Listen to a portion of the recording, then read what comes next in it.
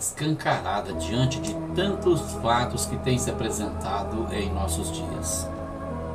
Mas muitos se recusam a ver, muitos se recusam a crer que a Bíblia está se cumprindo.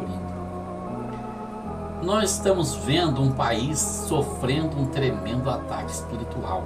O próprio inferno se agita na ânsia de tragar os brasileiros e transformar eles numa espécie de ponte para a passagem do governo do anticristo nesse mundo. E nós vamos enumerar algumas dessas evidências. Eu anotei alguns desses pontos e nós vamos estar meditando neles agora. O primeiro ponto, o divórcio.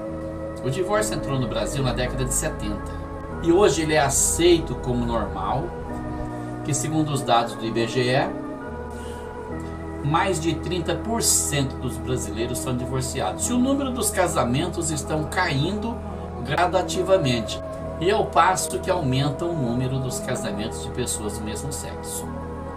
A palavra de Deus é muito clara quanto a isso. Ela disse: por se multiplicar a iniquidade, o amor de muitos se esfriará.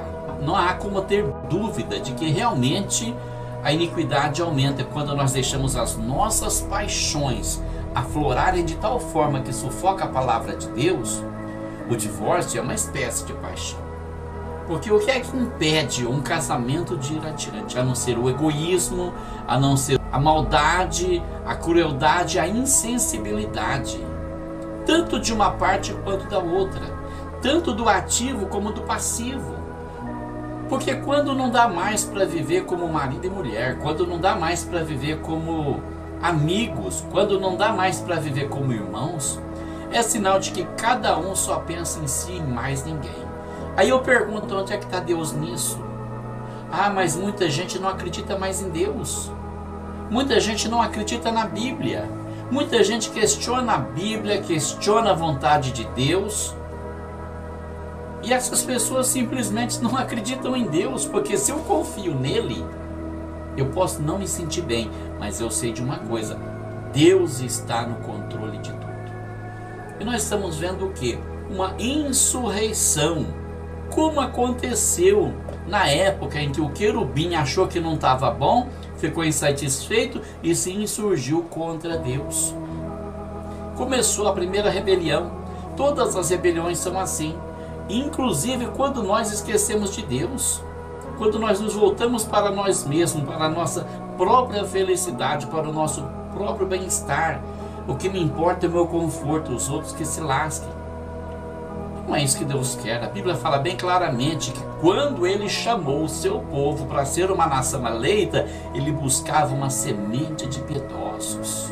Ele buscava uma semente de pessoas que queria viver para agradar a Deus e para fazer o bem, viver para os demais, promover a felicidade mútua das pessoas, e isso muitas vezes inclui sacrifício.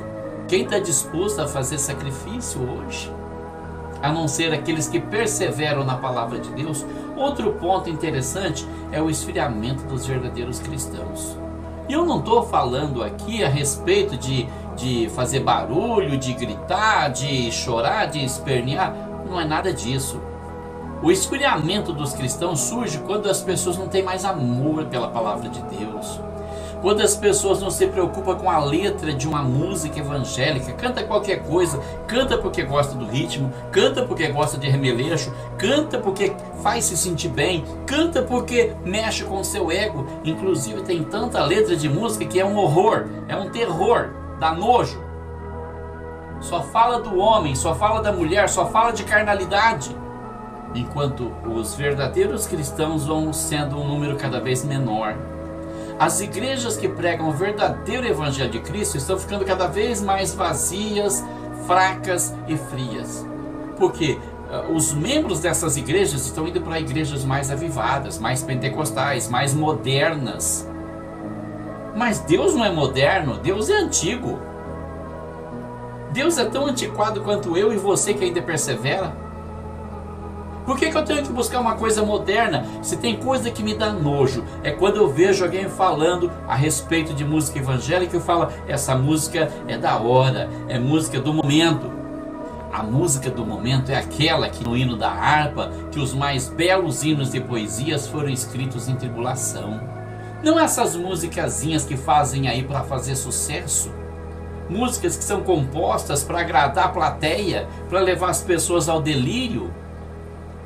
Não tem nada de Deus nisso. Mas enquanto esses cristãos vão murchando e apagando, a igreja parece que definha, mas a verdade se fortalece cada vez mais. Os poucos que perseveram serão aqueles que ainda serão arrebatados. Nós precisamos prestar atenção nisso. Outro ponto que é interessante, o silêncio dos pregadores do evangelho nas praças e nas casas. Não se vê mais culto nas casas. Não se vê mais culto nas praças. Ninguém vai mais para a rua para pregar o evangelho. E os pregadores, eles estão procurando púlpito. Andam engravatados, andam de terno bonito. Cada um deles compra uma pastinha onde enfia os seus livros, Bíblia, não sei mais o que. E muitos deles até mudam o sotaque, né? Muitos deles não são mais pastores, são pastores. Que ridículo. Projetando o seu próprio ego. Tentando ser uma coisa que não é. Tentando aparecer quando tem que seguir o conselho de João Batista. Lembre-se de João Batista. É importante que ele cresça e que eu diminua. Vai para a rua pregar. Não fica atrás de púlpito, não. Não fica atrás de movimento, não fica atrás de se aparecer na igreja, não. Vai pregar para os pecadores lá fora, onde os pecadores estão. Vai lá e leva a mensagem da cruz, a mensagem do evangelho, do perdão, da salvação. Diz que o mundo é pecador, o mundo está perdido, mas existe um Salvador e seu nome é Jesus. E ele salva o seu povo dos seus pecados. Leva a mensagem da cruz. Outro ponto interessante é o testemunho silenciado nas igrejas, onde você vê pessoas rejeitando a oportunidade de pregar, e você vê também que aqueles que querem pregar, eles são barrados pelos líderes. Por que um líder barraria um pregador de evangelho? Porque ele tem ciúme, porque ele quer aparecer, porque ele sabe que aquela pessoa tem unção, ele sabe que aquela pessoa tem sabedoria de Deus. Mas não teria se não buscasse a Deus. Por que ele não dobra o joelho e vai buscar a Deus também? Mas ele prefere barrar o pregador, colocar ele no banco, deixar ele quietinho ali. Aqui você não prega. E chama o outro que não tem unção nenhuma. Por quê? Porque quando ele for falar, ele fala melhor do que o outro e ele fica se achando. Eu sou bom aqui. Bom é Deus. Você não é nada. Você é poeira e cinza e mais nada. Se você olhar para o seu futuro, em poucos anos você não passa de um cadáver. Você não passa de uma caveira seca. Sua carne vai virar carniça, vai apodrecer. Os vermes vão comer ela. Quem tem que aparecer é Deus e você não é ninguém. Você não é nada. Quem tem que aparecer é aquele que morreu na cruz por mim e por você. Mas muitos deles ainda são barrados pelos líderes. E outros que têm oportunidade, muitas vezes pensa, eu não vou falar nada, porque se eu falar alguma coisa, eu vou perder minha popularidade na igreja. E eu não quero me indispor com ninguém, então eu vou ficar na minha. Pecado de omissão, que é pior do que aquele que não tem nada para falar. Você tem, mas você guarda para você, como Jonas. Está esperando um peixe te engolir, é isso? Está esperando ir para o abismo para reconhecer que estava errado? Abre a tua boca, fala e não te cales. Um outro ponto que nós podemos analisar é o ataque à família do Brasil. O Brasil nunca sofreu um ataque tão grande como esse. Olha o que está acontecendo na televisão, na internet. Olha o que acontece nas escolas, nas praças e nas ruas. A desmoralização é tanta porque eles querem acabar com a família. Todo mundo, então, esse negócio de coisa de menino e de menina é o quê? Eu tomo a família brasileira. Vambora, gente. Os museus estão expondo coisas ridículas que destroem os valores familiares. Políticos sem escrúpulos estão tentando implantar um projeto chamado ideologia de gênero, que diz para o menino que ele pode ser menina e diz para a menina que ela pode ser menino. E onde é que a igreja aparece nisso? Tem tantas igrejas de nome nesse país, mas ninguém se pronuncia, ninguém fala nada, ninguém abre o bico. Estão todos acovardados, escondendo a verdade, Pastores de nome deveriam ir para a mídia, na internet, na televisão, no rádio e dizer que isso é coisa do diabo, que não é coisa de Deus, porque Deus criou o homem para ser homem, a mulher para ser mulher, e a família, como Ele criou, não deve ser alterada. Mas estão se calando. Por quê? Com medo de perder seus membros? Com medo de perder a contribuição? Com medo de perder a oferta? Estão preocupados com o quê? Com o nome da denominação? Um outro ponto também é a tentativa de legalização das drogas como algo normal. Já existem projetos em tramitação na Câmara para legalizar a comercialização das drogas ilícitas. Maconha, cocaína, heroína, LSD e tantas outras drogas que eles querem ter isso como um comércio normal. Nós sabemos o efeito de uma droga no seio de uma família. Nós sabemos a desgraceira que uma droga provoca numa família, com morte, com tragédia, com destruição de vidas. Outro ponto que nós podemos analisar é a legalização do aborto. O aborto é um assassinato com consentimento da lei, de uma pobre e indefesa criança que está presa no ventre da mãe, não tem nem para onde correr e é levada ao matadouro. É despedaçada, é morta, é destruída antes de ver a luz do sol. E muitos políticos estão envolvidos nisso. Muitas pessoas que apoiam esses políticos ainda são chamados de cristãos. Ou por omissão, porque não procura se informar a respeito do que o seu político está fazendo lá na Câmara, ou porque concorda com tudo que ele faz, assina embaixo em tudo. E Deus não está nem aí, não se importa, não quer saber. Outro ponto que pode ser analisado é a tentativa de legalizar a pedofilia através do kit gay, que está sendo sistematicamente empurrado goela abaixo nas escolas públicas. As pessoas não querem, as crianças não querem, mas eles estão insistindo. São projetos na Câmara, são prefeitos, são governadores, alguns fecham os olhos e os outros simplesmente tentam empurrar goela abaixo. Ideologia de gênero. Dizer que Deus não sabe o que Ele está criando, Ele deixa ao acaso. Onde estão os nossos pastores, as igrejas? Quantas igrejas tem o Brasil? Minha cidade tem 18 mil habitantes. E aqui deve ter umas 50 igrejas nessa cidade. Mas você não vê ninguém se movimentando, você não vê ninguém sair da rua fazendo passeata, você não vê manifestação nenhuma. Parece que as pessoas estão achando que tudo isso é normal, sabe? Tudo é normal, tudo está acontecendo, tem que acontecer mesmo.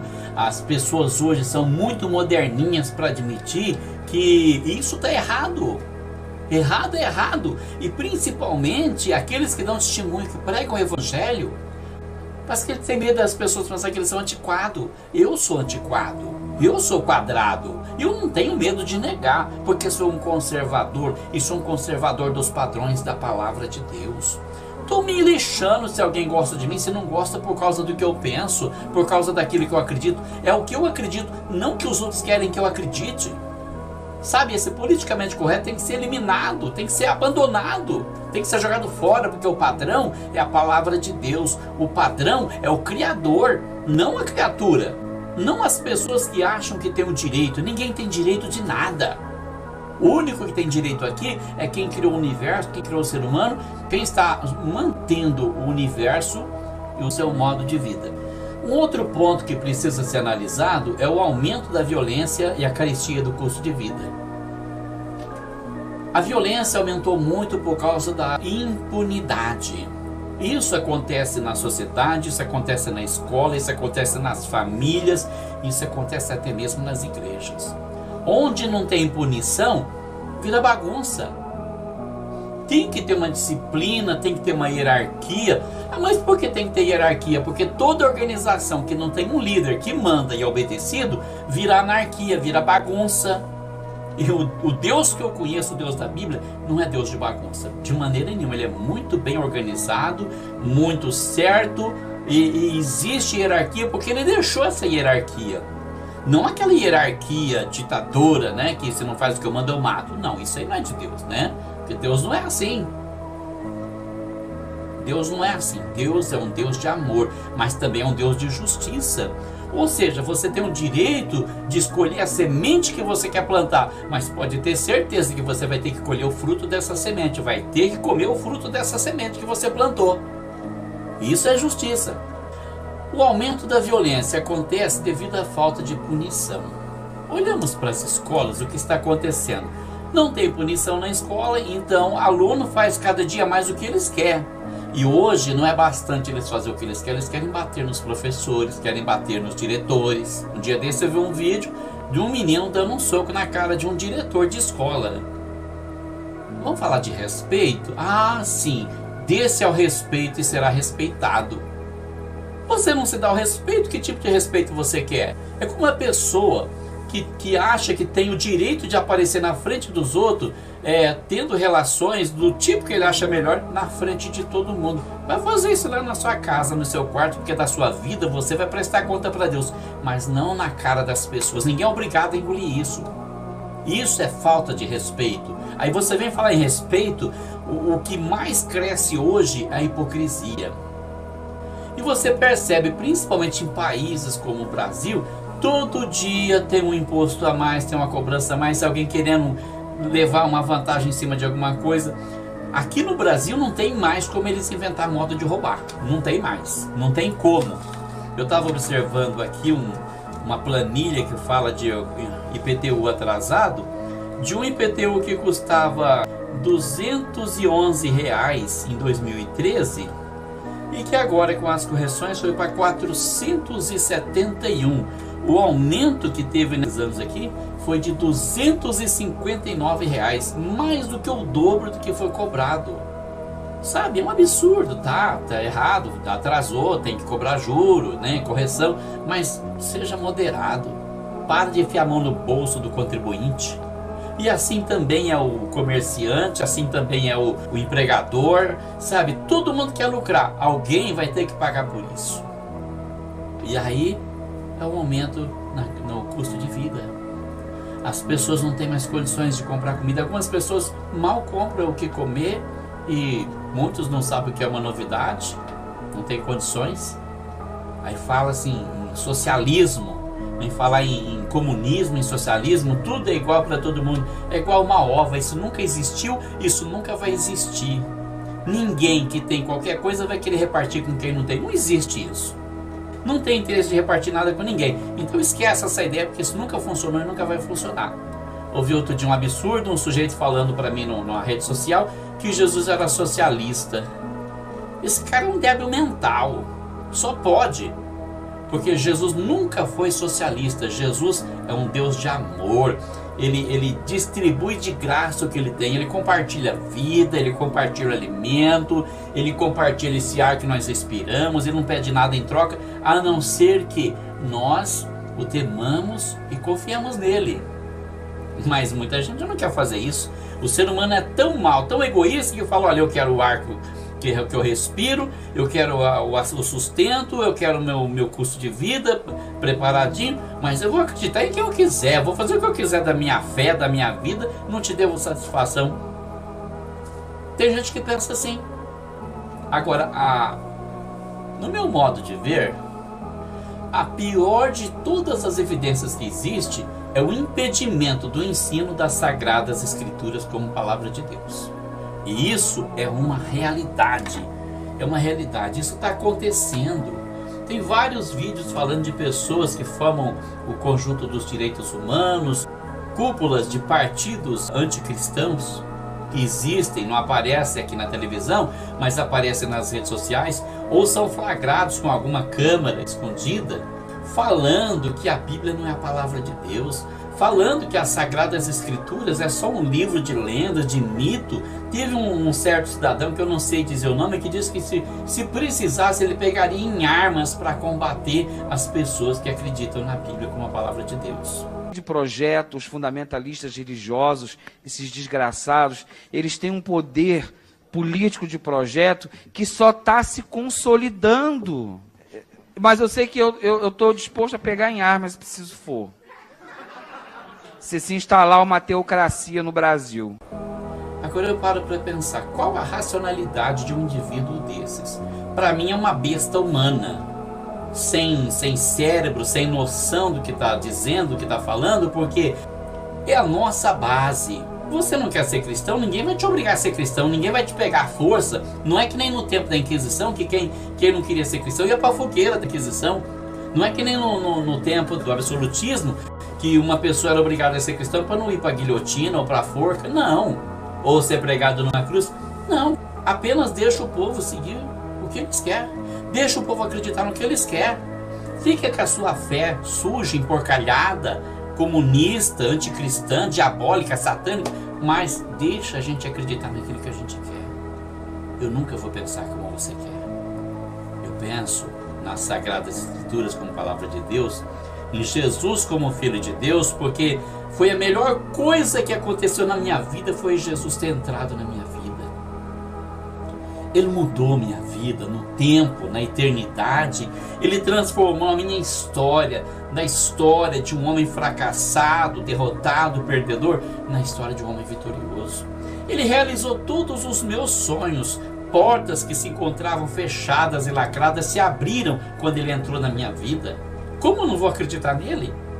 Se através das Sagradas Escrituras a minha vida foi mudada, se através das Sagradas Escrituras eu passei a conhecer quem era Jesus, que não é aquele carrasco que fica esperando você cometer um pecado para te jogar no inferno, não, mas sim aquele Deus de amor, que se fez homem, que nasceu, viveu entre nós, sentiu o drama da nossa vida biológica, sentiu a nossa fraqueza, contudo sem pecado, e morreu pregado numa cruz e foi para o inferno no meu lugar para pagar os meus pecados, para me dar a chance de ter uma vida vitoriosa como hoje eu tenho, na esperança de morar na glória.